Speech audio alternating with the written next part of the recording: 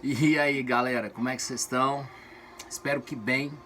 Então, hoje eu quero falar para vocês, aqui nesse quadro, no Pense Nisso, o seguinte. É interessante quando a gente faz alguma coisa que não sabe quem está ouvindo do outro lado. Tem gente que conhece a gente, tem gente que não conhece. E uma pessoa me pediu um negócio, achei interessante e falei, não, tá legal, vamos fazer. O professor, fala um pouco mais de você, né? Quem que é o Brás? Né? De onde você veio?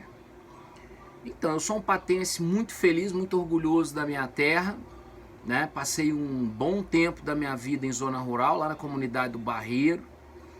Posso dizer que a minha infância foi fantástica, né? A pobreza em si, a simplicidade nunca foi um problema, justamente porque eu venho de uma família muito afetuosa, muito carinhosa. Tanto a minha irmã, meu pai, minha mãe. E os princípios, né, para eles e o que eles passaram para mim, nada mais importante do que buscar ser honesto, ser correto, ter fé em Deus, ter Deus como referência. Então isso veio da minha família.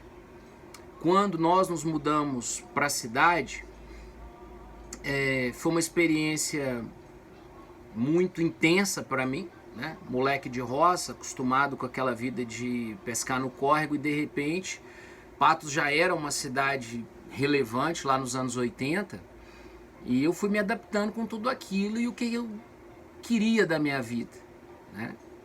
E muito cedo eu me identifiquei com aulas, né? Eu achava bacana aquela coisa de ver os professores chegarem e ensinar alguma coisa que a gente não sabia, né? Até porque eu sou anterior à internet, então na nossa época, na minha época, eu era um assíduo frequentador da biblioteca João 23 e revistas, livros, etc., que eram uma fonte de conhecimento e, claro, tinha a televisão, mas como sempre estava trabalhando e estudando, estudando e trabalhando, televisão não tinha tanto tempo. E ainda na juventude, né, eu conheci grupo de jovens, conheci pessoas fantásticas que me ensinaram, me ajudaram, verdadeiros mestres, e essas pessoas foram me ajudando a construir, juntamente com aquilo que a minha família já tinha colocado, valores. Acho que a palavra-chave é essa, valores. E na busca desses valores, eu fui aprendendo a buscar em Deus, buscar na Bíblia, buscar nas palestras, a referência para mim, daquilo que eu queria para a minha vida, e também usando todo aquele aprendizado da minha história, que está obviamente ligada à história da minha irmã e dos meus pais, para não abaixar a cabeça, não aceitar uma realidade que não fosse uma realidade aquela que eu quisesse realmente construir. Eu me lembro de momentos em que às vezes a situação estava muito difícil, em que chegava o domingo, a minha mãe comprava mortadela, né? E ela picava aquela mortadela, fritava aquilo ali, e a gente comia num domingo fazendo de conta que era bife. E qual foi o problema nisso? Nenhum. Era aquela história de ganhar um tênis, né, para durar o ano inteiro. Às vezes era um quichute, um bamba. Os mais novos nem sabem o que eu estou falando, mas o pessoal mais de idade sabe o que é isso. E qual o problema? Nenhum.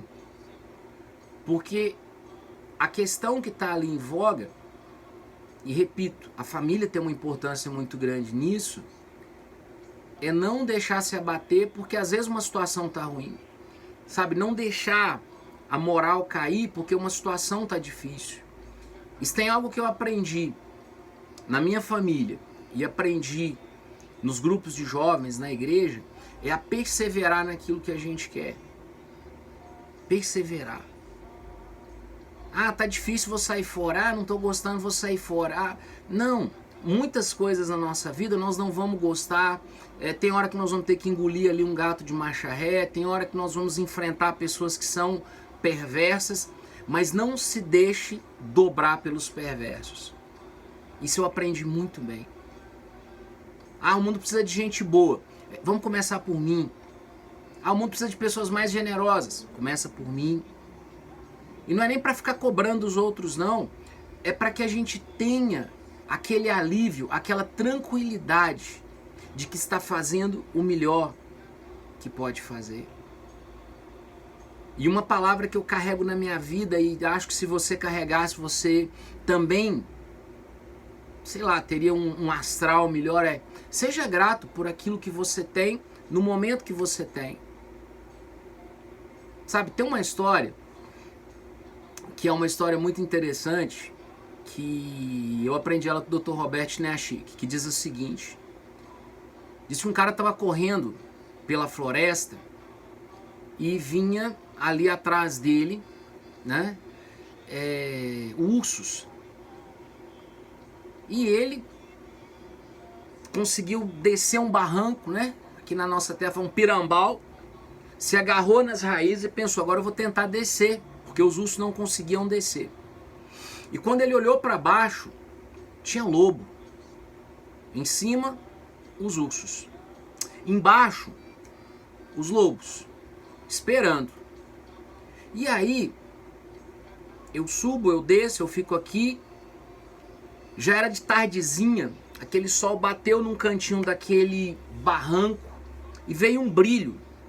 E quando ele olhou aquele brilho, ele viu que ali estava repleto de morangos. Morangos silvestres, morangos deliciosos. E aí, muitos se perguntam: o que ele fez? Enfrentou os ursos, enfrentou os lobos, ele parou tudo, pegou e comeu aquele morango que estava ali naquele barranco. Às vezes, meu irmão, minha irmã, você que está me ouvindo, e essa lição eu guardo ela para sempre, principalmente para os momentos de crise, para os momentos de dificuldade, para esses momentos em que a gente abre rede social e parece um obituário. Como os morangos que a vida te oferece. Como os morangos. Um momento bacana com seu marido, um momento bacana com seu filho. A alegria de às vezes realizar uma coisa que parece tão simples, mas você fez e aquilo te deu uma alegria interna. Aquela música que você põe um pouco mais alto, nem que seja no fone de ouvido, que você sente, parece que você está num momento ali de redenção. Agradeça por esses momentos. Porque cada momento de gratidão que nós criamos diante de Deus, diante da gente, diante do universo, já é um pouco da vacina que a gente não tem, mas é uma grande vacina para o nosso emocional, uma grande vacina para o nosso espiritual. Como os morangos da vida. Reclame menos, seja mais grato. Tem um ditado que o pessoal da roça fala, né? Vamos. A vida só é dura com quem é mole. Vamos ser firmes, vamos ser duros. Sem perder a essência da docilidade de Deus em nós. Mas vamos ser firmes e gratos. Porque ser grato faz toda a diferença. E depois eu conto mais histórias da minha vida para vocês. Pensa nisso. Vamos comer os morangos da vida. Daquele momento que parece que está tudo desmanchando, desmoronando. Como os morangos da vida. Vão passar os ursos, vão passar os lobos. E que nós permaneçamos sabendo que no final das contas, o grande destino nosso é um dia voltar para o Pai. E isso já é mais do que um grande consolo para os nossos corações. Um abraço, fica com Deus, pensa nisso. Pensa nisso. E que Deus te abençoe. Fica com Deus. Tchau.